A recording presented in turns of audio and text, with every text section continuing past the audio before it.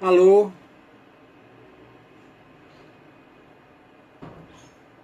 alô a todos, boa noite. Nós estamos iniciando a nossa apresentação ao vivo aqui na doutrinária do Núcleo Espírita Jesus de Nazaré. Eu sou Antônio Carlos e nós vamos falar hoje sobre dialogando com a doutrina espírita. Então que Jesus nos abençoe, nos proteja, que os bons espíritos nos supra com as suas boas vibrações e que Deus, nosso Pai, possa nos encher com a sua misericórdia. Quando nós propomos a falar sobre dialogando com a doutrina espírita, é para conversarmos mesmo sobre os princípios da doutrina espírita e como está na apresentação do livro. Os princípios da doutrina espírita são a imortalidade da alma, a natureza dos espíritos, suas relações com os homens, as leis morais, a vida presente, a vida futura, o futuro da humanidade segundo o ensinamento dado pelos espíritos superiores, com a ajuda de diversos médios. Isso nós já temos um século, mais de um século e meio, em que a doutrina espírita está na Terra para nos esclarecer sobre a vida. E nesses momentos desafiadores que nós estamos passando hoje, nós vemos que os alicerces da doutrina espírita são capazes de nos suprir, nos sustentar, nos dar alento para enfrentarmos esse dia, porque nós sabemos que somos imortais. O bom de ser espírita é saber que é imortal, é saber que está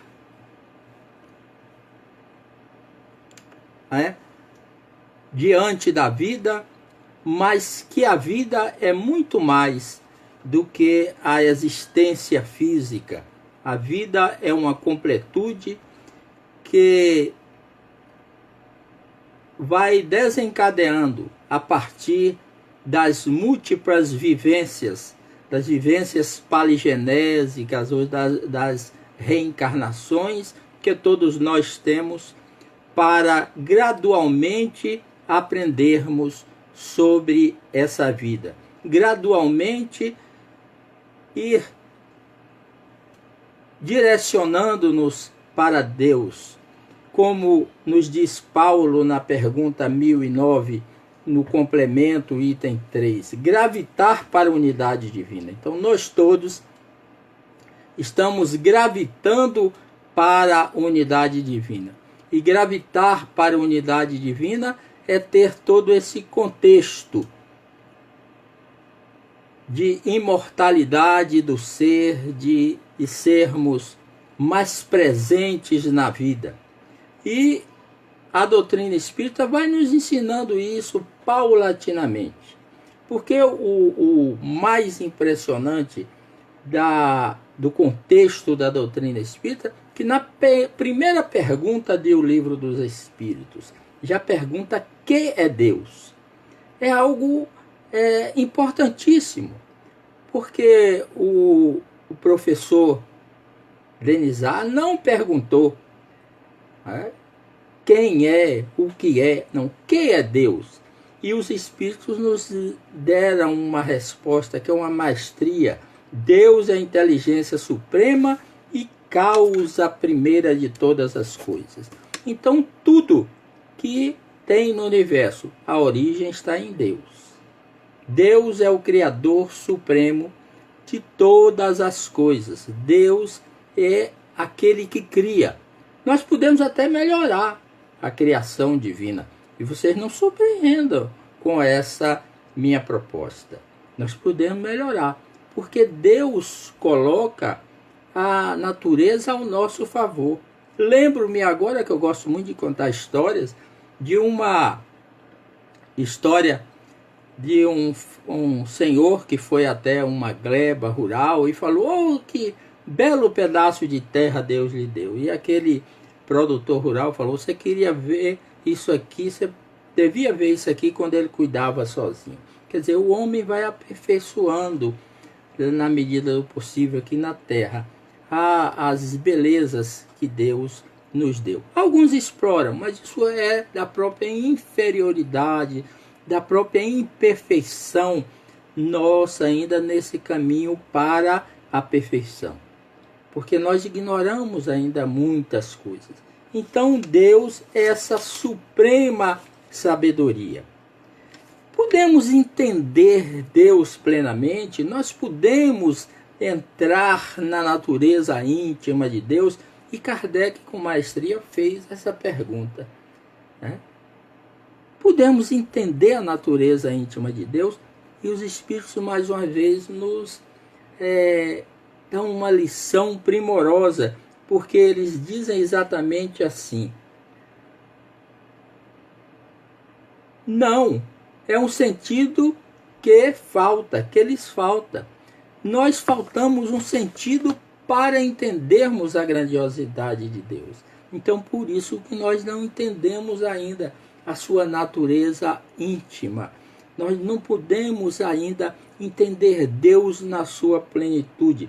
Nós admiramos Deus pelas obras da criação.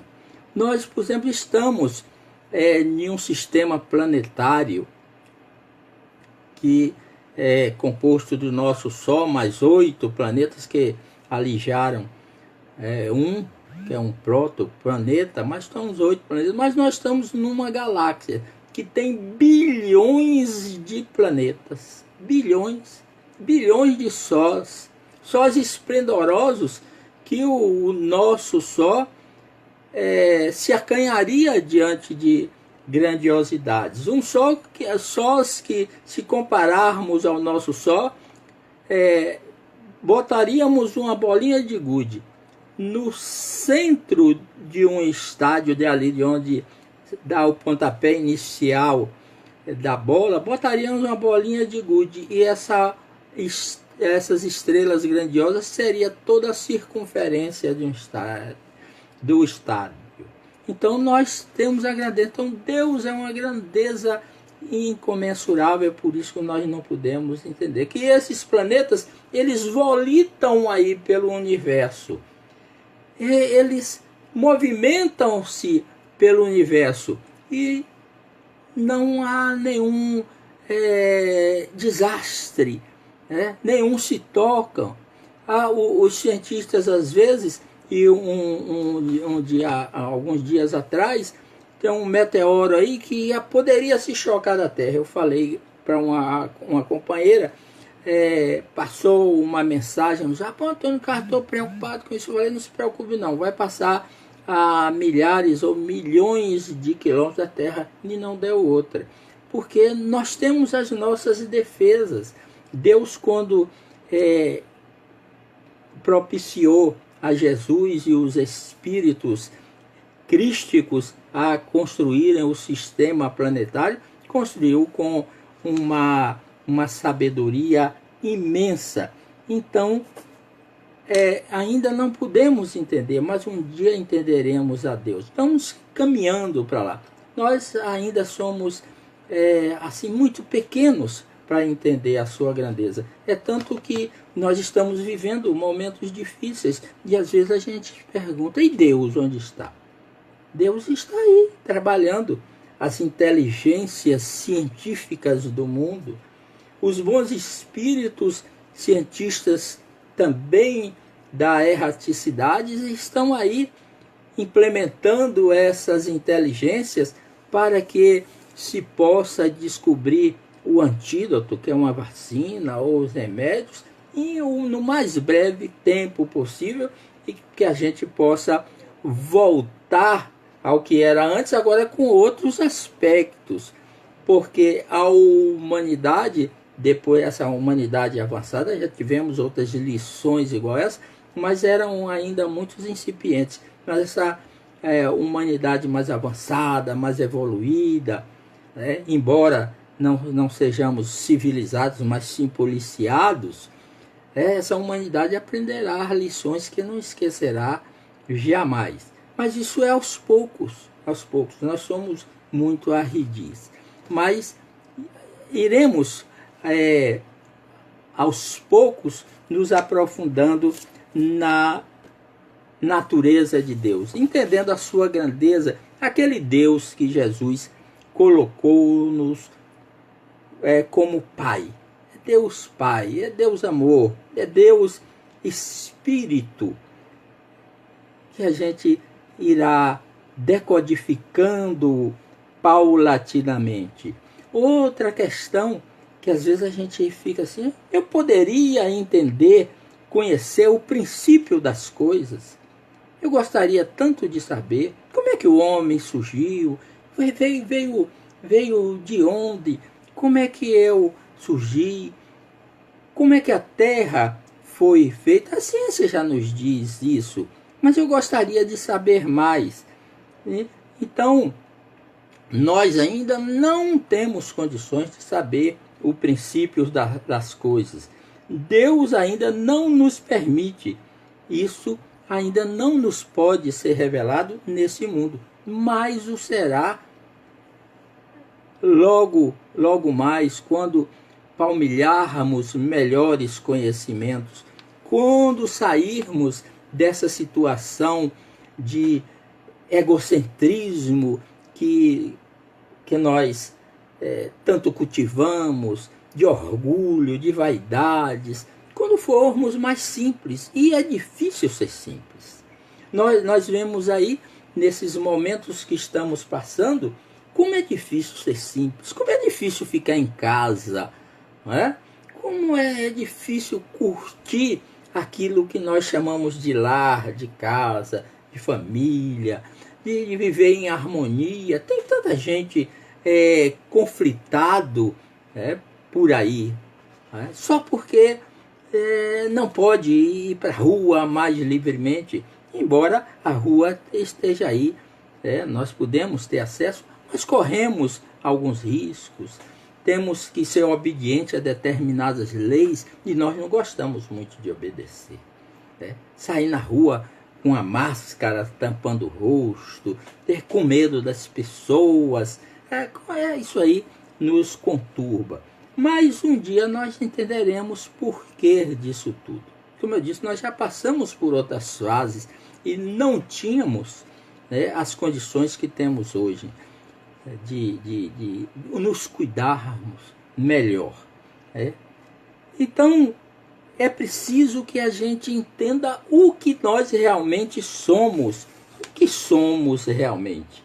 E a doutrina espírita nos dá essa resposta, porque na questão 23 do Livro dos Espíritos, Kardec perguntou: o que é o espírito? E aqui espírito vai com um E, um E, aqui para nós nordestinos, um E minúsculo, espírito. E ele diz que é o princípio inteligente do universo. É o princípio inteligente do universo. Todos os espíritos, isso aqui é a obra da criação.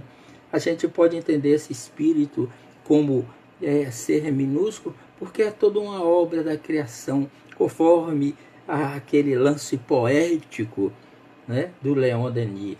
O espírito, ele dorme no mineral. Ele sonha no vegetal, porque já tem alguma movimentação. E ele cria movimentos, instintos no animal.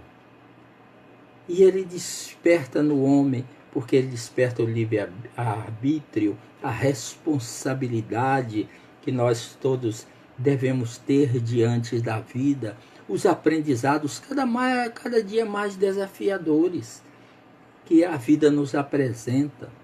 E nós todos nos saímos enriquecidos dos desafios, porque nos desafios nós aprendemos a tolerância, a compreensão, a harmonia conosco mesmo.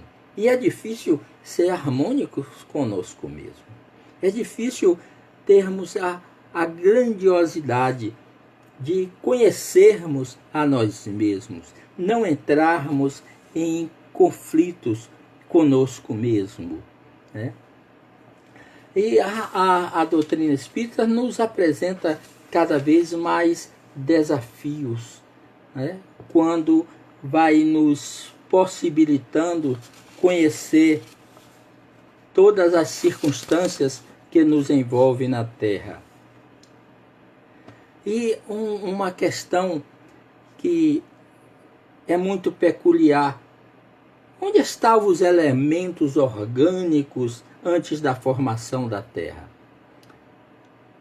Eles estavam, por assim dizer, no estado de fluido pelo espaço, entre os espíritos e em outros planetas, esperando a criação da Terra para começar uma nova existência sobre um novo globo. Onde é que estavam os elementos orgânicos?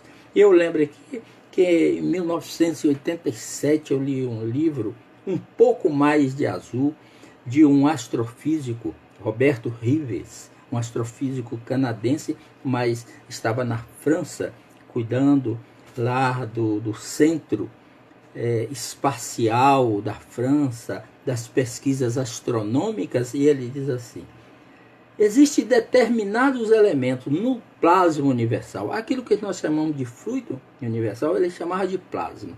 Plasma universal que preenche todos os campos do universo, e que esses elementos minúsculos, quando se precipitam a um terreno fértil que nós chamamos planeta, começam a dar origem à vida. É uma grande teoria e é possível que isso aconteça, porque é a grandiosidade de Deus. O universo é preenchido de vida, o universo é preenchido de grandiosidade. O universo é um cântico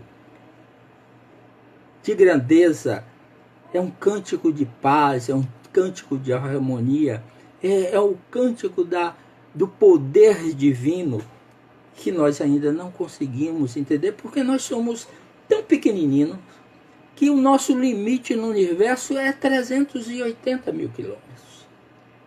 Conseguimos ir mais longe no universo e ali no nosso pobre e paupérrimo satélite, que é bonito, mas só é um sol que nós temos aqui na Terra, que é a nossa Lua. Não conseguimos ir mais além, a não ser através das nossas máquinas, que têm as suas deficiências, tem o mesmo sistema óptico da gente, não enxerga nada mais do que nós enxergamos.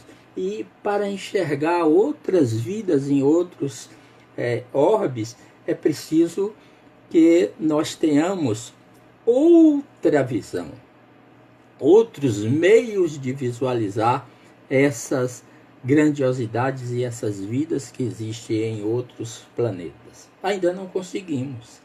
Lembro-me ainda, quando fala disso, a gente vai buscando na memória que a Voyager ela foi colocada no espaço na década de 90, no primeiro ano da década de 90, em 1990, e antes dela fazer sua viagem pelo espaço, ela fez uma órbita na Terra, e ela transmitiu para o centro da NASA. Possivelmente esse planeta é um planeta que é impossível de existir vida.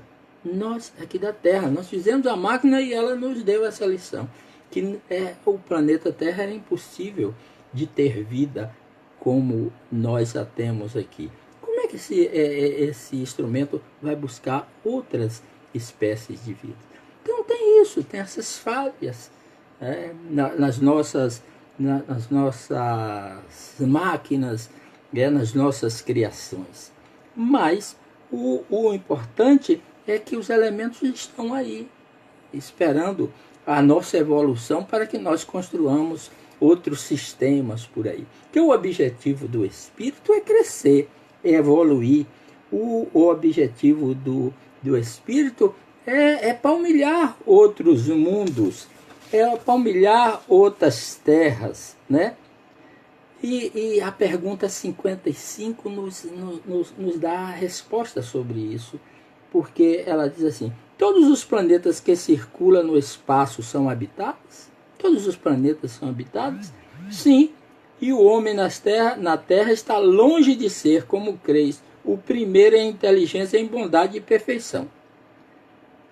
Todavia, há homens que se creem muito fortes, que imaginam que somente o seu pequeno globo tem o privilégio de abrigar seres racionais, orgulho e vaidade.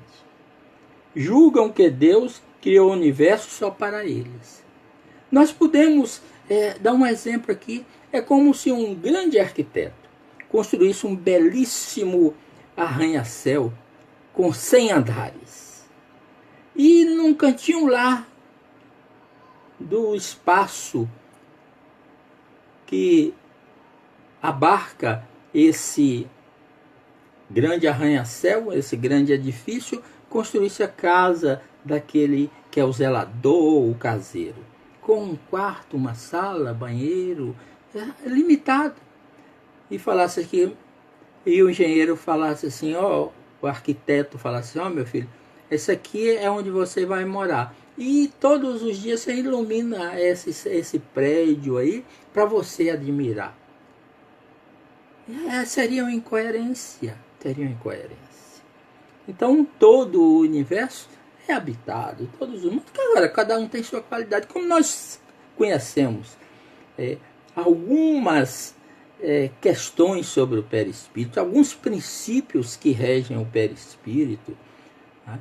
Nós sabemos que o nosso perispírito, né, ele terá a possibilidade de habitar outros mundos, e cada mundo tem o seu perispírito conforme o fluido que abarca esse mundo, conforme o fluido cósmico que abarca esse mundo. Nós mesmos na Terra, se nós, quando sairmos daqui, desencarnarmos, deixarmos o corpo físico, e se fizermos alguma coisa de bom, nós poderemos ir para uma região mais nobre da Terra, em que certas camadas do nosso perispírito serão deixadas para trás, serão abarcadas outras com mais suavidade.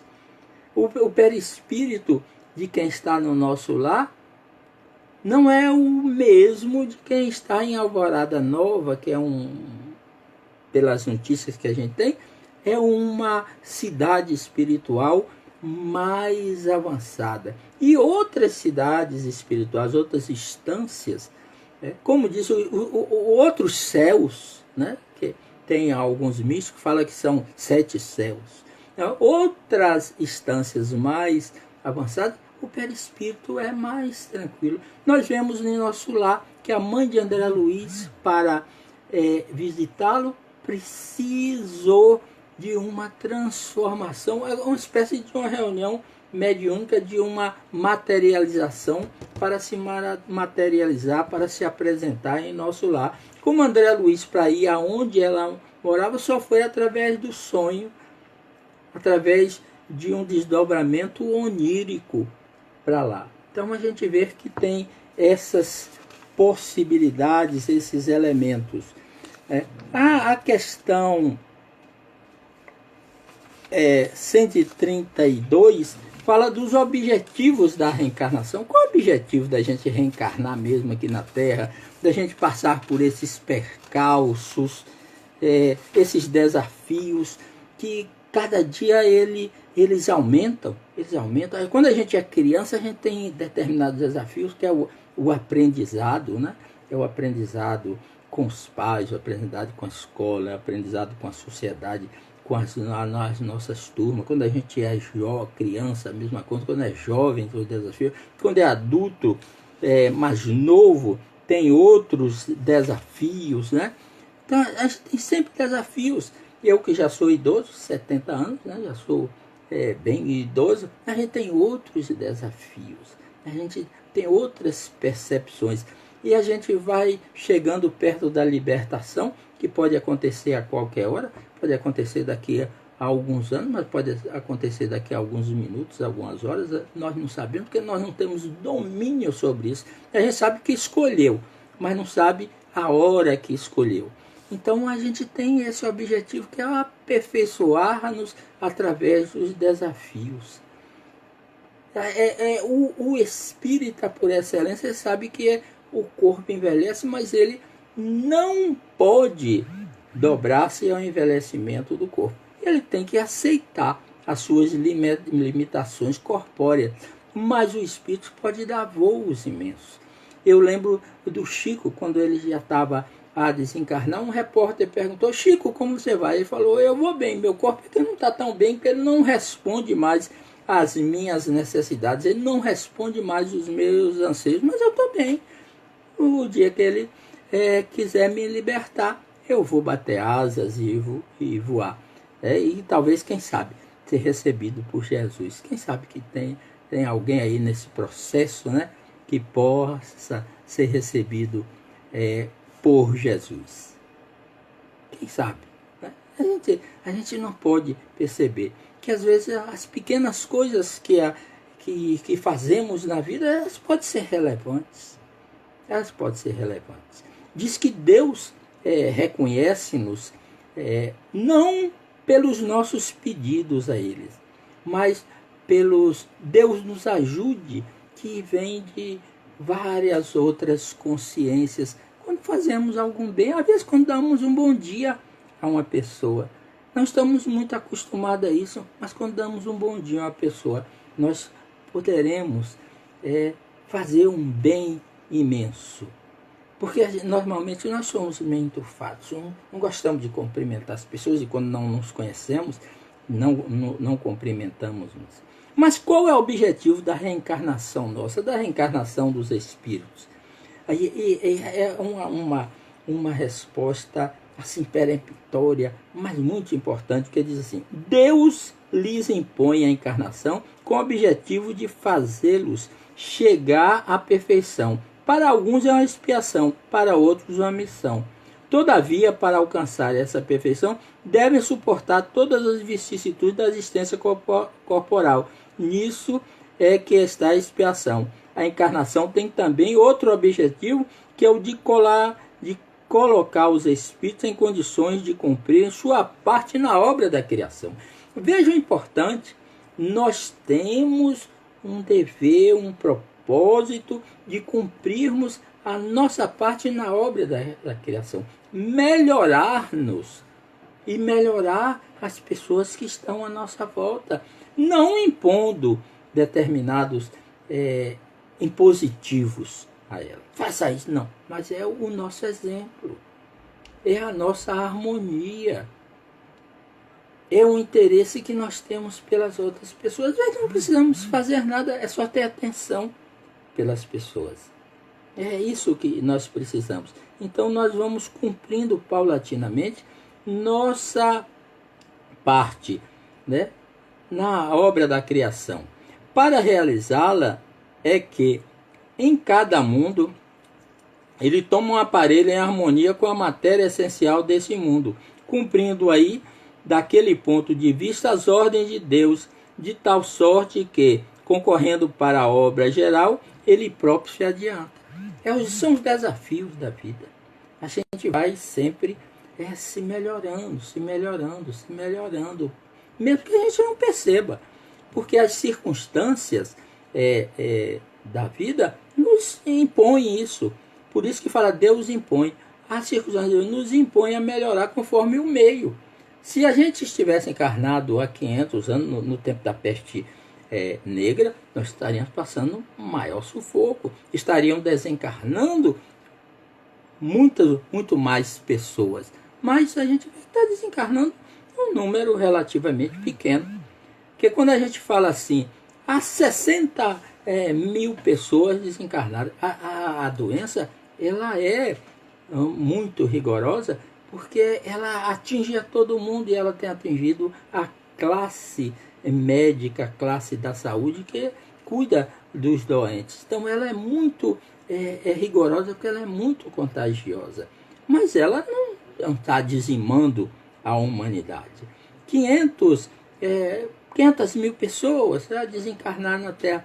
Mas eu pergunto a vocês, alguém sabe, nesse semestre, quantos já desencarnaram no Brasil? Na morte natural, morte acidental, morte por doença, morte por velhice, as diversas espécies de mortes. Quantos já desencarnaram? Só no primeiro semestre, 650 mil pessoas desencarnaram no Brasil. No mundo são milhões de pessoas. Milhões de pessoas desencarnaram no mundo. Até o final do ano, nós teremos 1.300.000, por aí, aproximadamente, esse número de pessoas que desencarnarão. Chegou o momento, a gente tem que se despedir desse corpo que nós queremos com tanto carinho, com tanto denodo, cuidamos dele, nos alimentamos, fazemos exercício, tomamos vitamina, agora mais ainda, né, que está todo mundo tomando vitamina, vitamina A, D, C, isso, zinco, não sei o que, as vitaminas que recomenda aí, os remédios que recomenda como preventivo, a gente já toma para não adoecer, porque a gente não quer que o corpo adoeça. Ele adoece, mas a gente não quer. A gente quer que ele esteja saudável. E é próprio dos espíritos. Por que ele deve estar saudável? Porque saudável é melhor para nós labutarmos com ele. Lá no capítulo 17 do Evangelho segundo o Espiritismo, a última mensagem que tem é cuidar do corpo e do espírito, porque o corpo influencia no bom humor do espírito. E nós sabemos que nem todos nós temos uma condição consciencial do Chico, né? Que já era doente desde criança praticamente, e toda a vida foi bom humor, uma irmã Dulce, uma Madre Teresa de Calcutá, um Gandhi, outros aí. Porque qualquer dor de cabeça nós reclamamos, e reclamamos muito, muito, muito e muito. Então a reencarnação tem esse objetivo, que é fazer-nos melhores, quer fazer com que a gente possa estar mais e mais aptos a cumprir a nossa obra na criação, tá? Cumprir o que a gente precisa para melhorar-nos nessa vida. Porque todos nós temos escolhas. Nós fazemos a escolha da nossa vida. Eu admiro a espiritualidade que codificou esse livro juntamente com Kardec, que ela nos dá lições memoráveis. A pergunta 258 fala o seguinte, que trata da escolha da prova. Quando no estado errante, antes de reencarnar-se, o espírito tem consciência e previsão das coisas que lhe sucederão durante a vida? A resposta é primordial, como todo o livro dos Espíritos. Eu sou um admirador dessa proposta que é a doutrina espírita. Ele próprio escolhe os gêneros de prova que quer suportar, e nisso que consiste no seu livre-arbítrio. O que é que o nosso livre-arbítrio? É escolher como queremos crescer na reencarnação, como queremos nos portar diante da reencarnação que temos. Chegamos aqui, às vezes reclamamos, porque a vida material é uma vida de embate, é uma vida de busca, de procura, porque nós temos que nos alimentar pelo menos 3 vezes por dia, café da manhã, almoço e jantar. E isso nos obriga às labutas da vida. Nós temos que nos vestir para proteger o nosso corpo contra as intempéries. Nós precisamos de uma casa estruturada para morar, para nos ajudar nesse processo. E nós temos que lutar contra as adversidades da vida. Nós temos que lutar contra os flagelos destruidores, os fenômenos naturais que ocorrem. A gente vê assim, e às vezes a gente fica admirado. Nós estamos diante de uma dificuldade imensa. O mundo inteiro, nós nunca vimos. Eu tenho 70 anos, eu ouvi falar da gripe espanhola, mas aconteceu 30 anos antes de eu reencarnar. Pode ser que eu até estava lá, não sei. Mas agora que a gente está vendo falar de uma epidemia, uma pandemia, uma doença que atingiu o mundo, todos os planetas. Todos os planetas. E aqueles mais ricos foram os mais atingidos. E a gente vê a deficiência das condições que nós temos na Terra, porque todos esses planetas que são de primeiro mundo têm dinheiro para fazer extravagância, mas tem gente morando na rua, tem pedintes, tem que não devia ter, não devia ter. Né?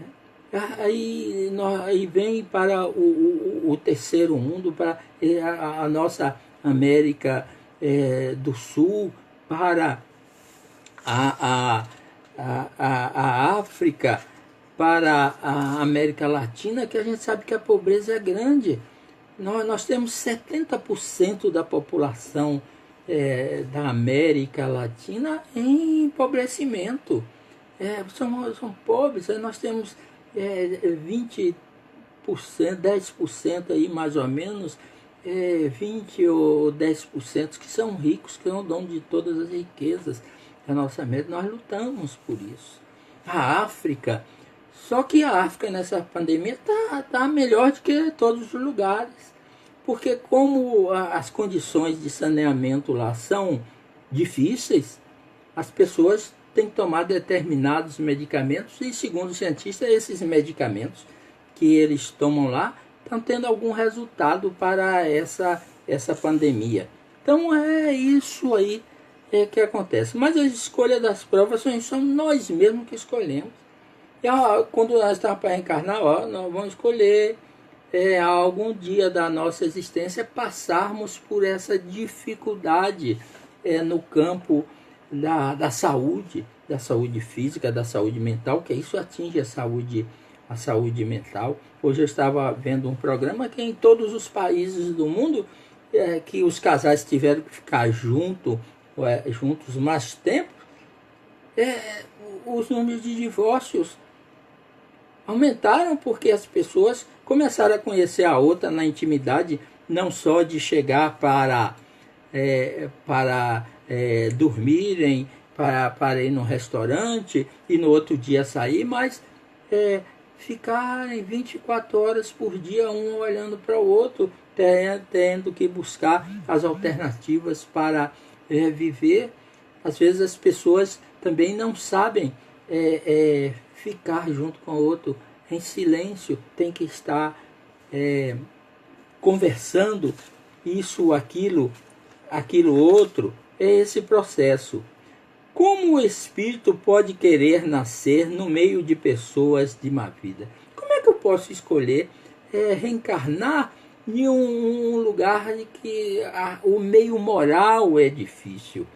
É necessário, então, é a resposta dos espíritos, que ele seja colocado no meio onde possa suportar a prova que pediu. Pois bem, é preciso que haja analogia em situação para lutar contra o instinto do roubo. É preciso que se encontre entre pessoas dadas à prática de roubar. Então é isso. Mas às vezes as pessoas estão aí para vencer, mas não vence. A gente vê as histórias aí políticas, a história de funcionários públicos, de policiais, de militares, que se dão a usurpar os bens do povo. Por quê? Porque essas pessoas às vezes escolheram estar nesse meio para dar a volta por cima, mas chega aqui e não consegue, porque o espírito é imperfeito. Qual é a causa das nossas mazelas, das nossas dores, dos nossos sofrimentos? Está no livro Céu e Inferno, na sua segunda parte. A imperfeição.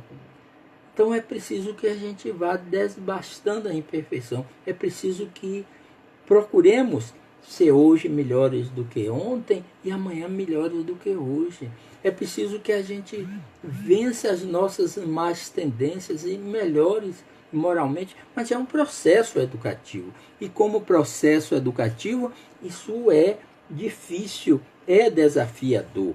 É um processo que nos exige uma perseverança no bem, nos exige o orar e vigiar que Jesus recomendou para os seus discípulos. E nesse orar e vigiar, alguns dormiram. Né? Por quê? Porque nós estamos, conforme nos diz Joana na sua série psicológica, nós estamos ainda num estado de adormecimento, num estado consciencial de sono. Precisamos ser cutucados. E esse cutucar são os desafios da vida, as vicissitudes para nos despertarmos, para acordarmos, para situações melhores, para entendermos que somos espíritos eternos, imortais, que estamos gravitando como filhos de Deus para a sua grandiosidade. Não parece natural que o espírito escolha as provas menos penosas? Para vós, sim; para nós encarnados, sim; para os espíritos, não. Quando se liberta da matéria, a ilusão desaparece e ele pensa de outra maneira. Então, os espíritos aceitam os desafios na espiritualidade antes de reencarnar, no planejamento reencarnatório, porque eles precisam disso para crescerem e para evoluírem. Nós precisamos disso. Nós precisamos disso. E se passarmos bem por essas provas, nós teremos possibilidade de escolha. Quanto mais aprendermos sobre a melhoria íntima, moral de nós mesmos, quando aprendermos a amar-nos a nós mesmos, para amar o próximo e amar a Deus, nós teremos possibilidade de escolhas grandiosas na espiritualidade, porque saberemos aonde queremos pisar e saberemos que precisamos crescer, que precisamos evoluir, que precisamos dar saltos para merecermos outros mundos que volitam no universo. E nós temos essas possibilidades todos os dias de analisarmos essas circunstâncias através do sono físico que nos propõe os sonhos, nos propõe as excursões no mundo espiritual. E a pergunta 401 diz assim: durante o sono a alma repousa como o corpo? Não, a alma não repousa como o corpo. O espírito jamais está inativo. Durante o sono, os laços que o unem ao corpo se relaxam e o corpo não necessita do espírito. Então, percorre o espaço e entra em relação mais direta com outros espíritos. Que coisa lindíssima! Quiçá a gente pudesse, todas as noites, fazer uma excursão pelo universo, ver mundos mais belos e começar a planejar. Não, eu quando sair da Terra, eu vou reencarnar nesse mundo. Qual Júpiter, no nosso planeta aqui, do nosso sistema solar, é o mais evoluído. Mas tem outros também que são muito melhores que a Terra. Que a gente mereça a escolha. A gente pode até escolher como Bezerra de Menezes ficar na Terra como espírito, que ele não fica preso à Terra, ele pode ir em qualquer mundo e voltar e ficar aqui cuidando, mas que a gente possa ter essa possibilidade de reencarnar num mundo mais suave, pelo menos no mundo de regeneração, que a Terra vai chegar por esses próximos 300 anos. Dizem os espíritos que a partir daqui a 40 anos, 2060, a coisa já vai melhorar. Mas são 40 anos, são 4 décadas, já vai começar a melhorar. Mas melhorar mesmo, lá para daqui a 300, 400 anos, nós já vamos suavizar, já teremos várias gerações aí, que vão passar pela Terra.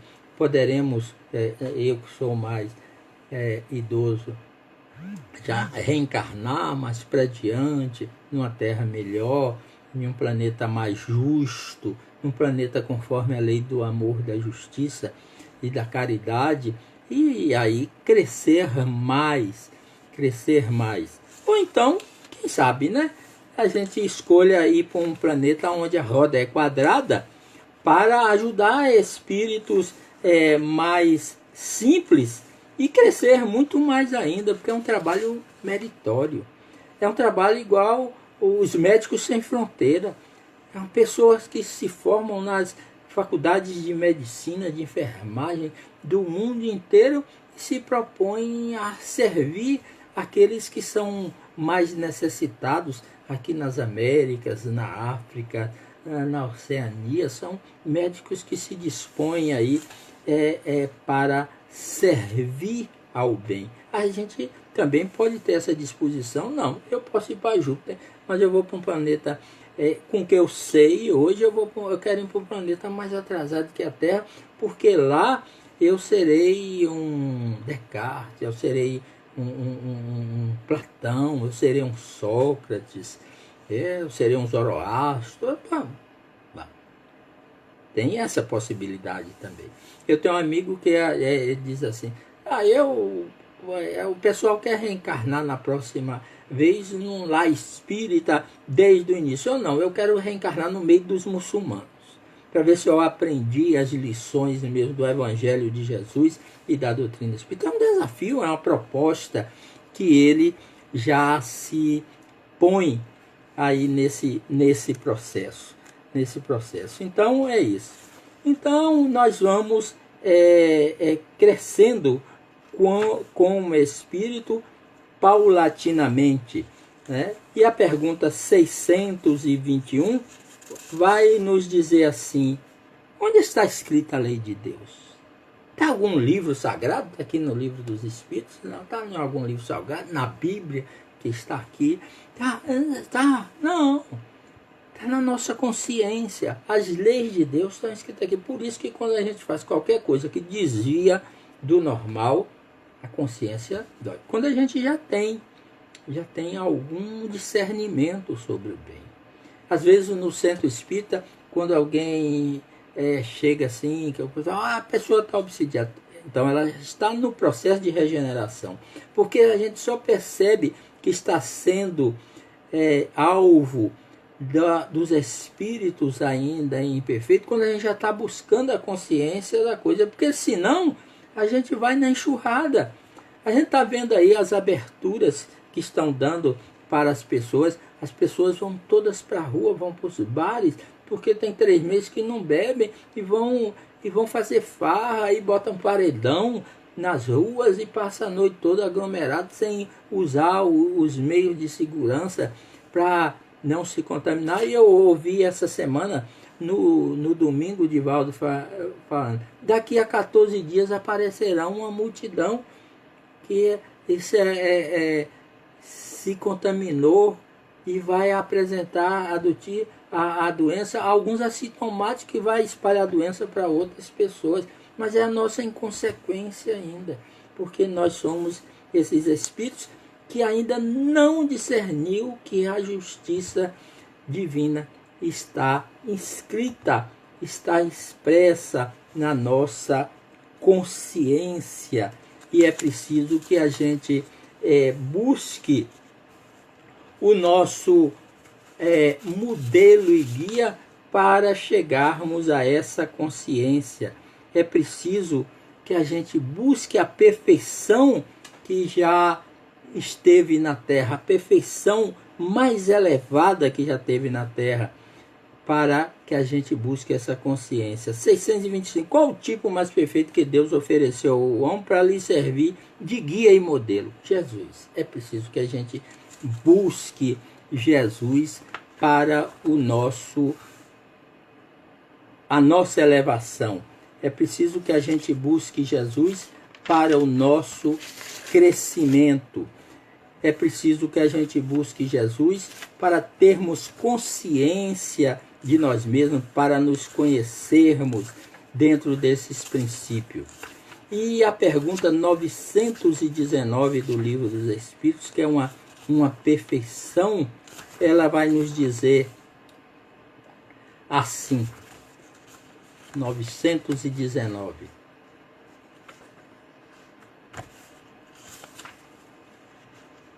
Qual é o meio prático mais eficaz para se melhorar nessa vida e resistir aos arrastamentos do mal? Qual o meio para que a gente não deslize mais? Um sábio da antiguidade vos disse: conhece-te a ti mesmo. É preciso que a gente conheça a si mesmo, que a gente tenha esse princípio da lei que rege a vida, tenha esse princípio da lei que rege os nossos destinos, nos conheçamos como espíritos imortais, e nos conhecendo como espíritos imortais a gente progride. É esse diálogo que a doutrina espírita nos traz para o nosso crescimento espiritual, para que a gente vá se arrependendo daquilo que fez de errado e possa crescer mais. Qual é a consequência do arrependimento no estado corporal? Avançar desde a vida presente, se tem tempo de reparar as falhas. Quando a consciência faz uma censura e mostra uma imperfeição, sempre se pode melhorar. Pergunta 992 do Livro dos Espíritos. Então, a gente vai passando, porque quando a gente se arrepende, a gente vai para a expiação, e através da expiação a gente procura a reparação. A reparação. Mas o objetivo disso é exatamente a gente melhorar e ser feliz aqui na Terra. Porque a felicidade na Terra é o nosso objetivo maior, é que nós sejamos felizes aqui na Terra. E o Livro dos Espíritos vai nos dizer assim: a felicidade terrena é relativa à posição de cada um. O que basta a felicidade de um faz a infelicidade do outro. Entretanto, há uma medida de felicidade comum a todos os espíritos. Olha a maestria, olha a beleza dessa resposta. Para a vida material é a posse do necessário. Para a vida moral é a consciência tranquila e a fé no futuro. Porque quando nós temos essa consciência tranquila e essa fé no futuro, nós vamos para o objetivo, que é implantar o reino do bem aqui na Terra. E a última pergunta do Livro dos Espíritos fala assim: jamais o reino do bem poderá ter lugar sobre a Terra. O bem reinará sobre a Terra quando entre os espíritos que vêm habitá-la os bons vencerem os maus. Então farão nela reinar o amor e a justiça, que não são a fonte do bem, que são a fonte do bem e da felicidade. É pelo progresso que nós vamos crescendo. E eu, nesses momentos finais, eu quero agradecer-lhes, todos esses companheiras que estiveram aqui nos ouvindo, nesses dias em que temos que fazer a nossa quarentena, obedecendo a ciência médica, para que, se não for, né, o momento da escolha nossa de retornarmos ao mundo dos espíritos, sobrevivermos a isso tudo e ter história para contar às pessoas que no ano de 2020 aconteceu isso, aquilo outro, que o mundo foi tomado por uma doença coletiva, um flagelo universal coletivo, mas que muitas pessoas, né, de conhecimentos amplos trabalharam incansavelmente para propiciar melhores dias